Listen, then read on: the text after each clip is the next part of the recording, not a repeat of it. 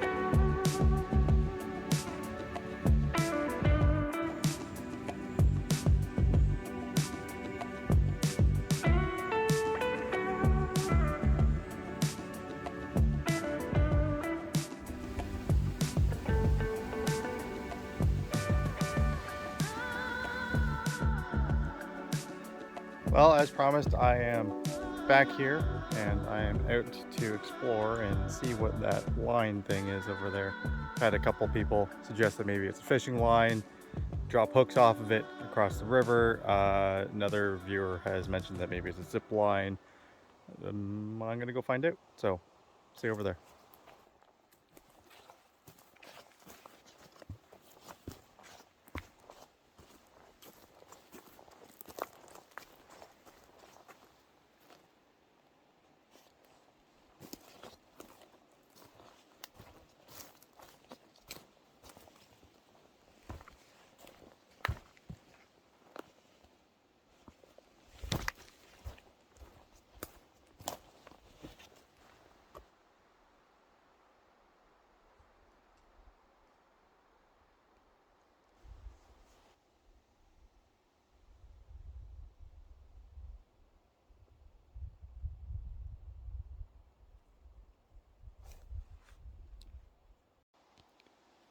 I am currently trying to find the path through here, but either it's been torn up by all the wind damage to the trees, or it is so seldomly traversed that there really isn't much of one anymore.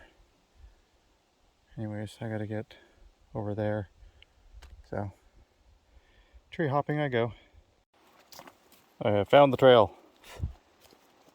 It is definitely ruined from all those trees, so that's fine. Can't find the path, make your own. Well, I found the anchor point, and it is quite the anchor point for this line.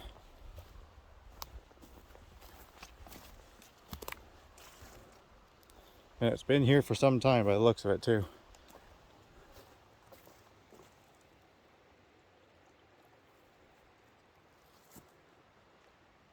Wonder if you put a pulley on it, you can pull yourself to the other side. Interesting.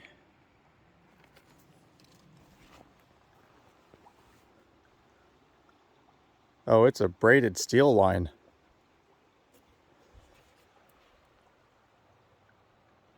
In focus.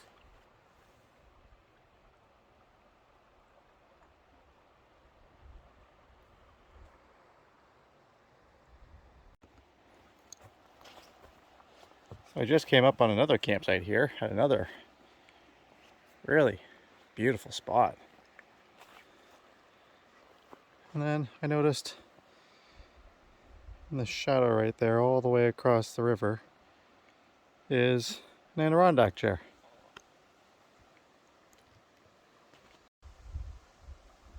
Yeah, that chair right there. I had to figure out whether or not that's private property across the river or what the deal is. But assuming that it isn't, I am definitely going to have to go grab a couple climbing pulleys and take myself and my pack across that river on that braided line. That's going to be an adventure.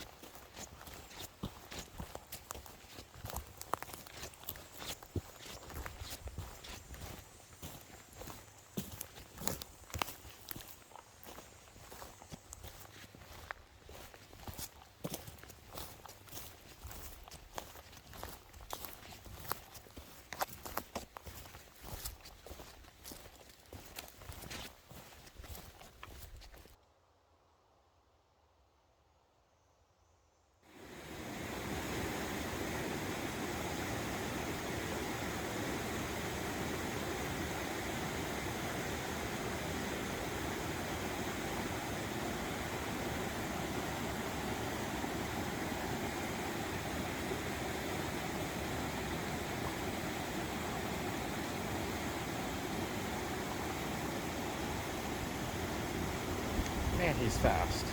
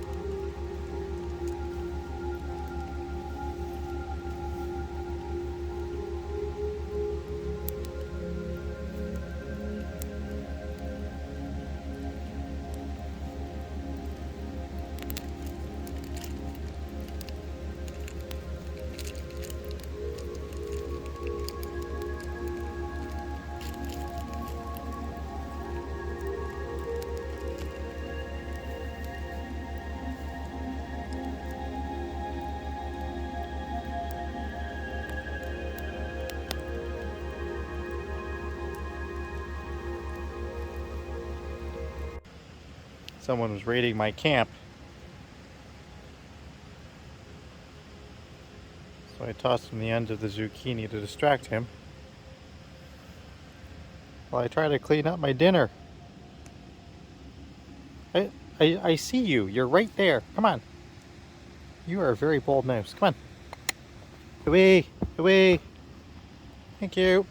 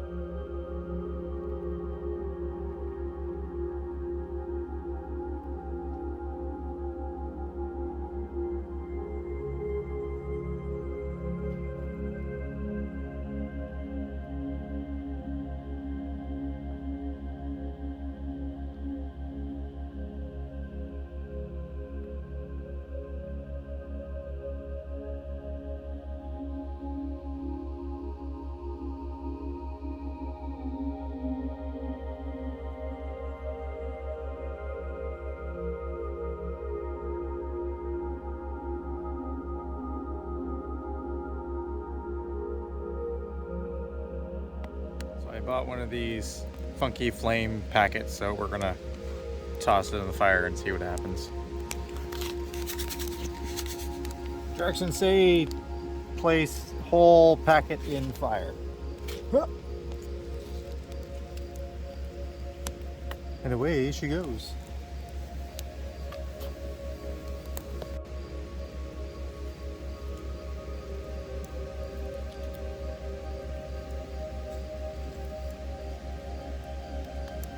There we go.